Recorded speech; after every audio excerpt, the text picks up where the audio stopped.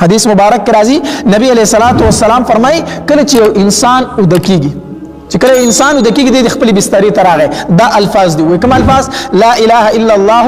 وحده لا شريك له له الملك وله الحمد وهو على كل شيء قدير الحمد لله وسبحان الله ولا اله الا الله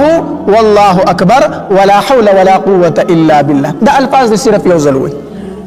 بیا نبی علیہ الصلوۃ والسلام فرمایي دا کس ته وایي چې اللهم اغفر لي الله ماتا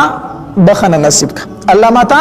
بخنه نصیب کا او بیا نبی علیہ الصلوۃ والسلام او فرمایل وی د دین ورستو چې د کوم دعا غواړي الله یې قبلې اے سم لاستی دا دعا دی اوخته په دې دعا پس بیا دوی اللهم اغفر لي تدین ورستو چې کوم دعا غواړي الله تبارک وتعالى قبلې چې کوم دعا غواړي الله تبارک وتعالى قبلې او بیا نبی علیہ الصلوۃ والسلام فرمایل وی د دین چې ورستو یو سړی را پاسید یعنی په دې حالت کې د اودو شو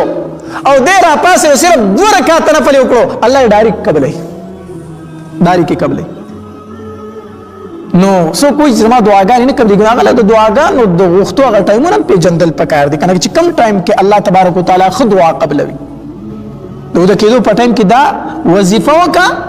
بیا درته واما لا اله الا الله وحده لا شريك له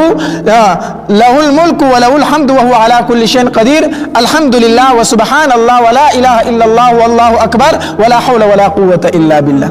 دا الفاظ ويا رسول اللهم اغفر لي ورست چې بیا کوم دعا غواړي الله تبارک وتعالى قبلې دا حدیث مبارک چې دی دا کمزور حدیث نه دی بخاری شریف هم دا حدیث راوړی دی ابو داود ترمذی نسائی ابن ماجه دی ټول کتابونو دا حدیث مبارک راوړی دی نو یو خدا چې ود کېدو د سنت طریقې سره پکار دی چې انسان په داسې طریقې سره ود شي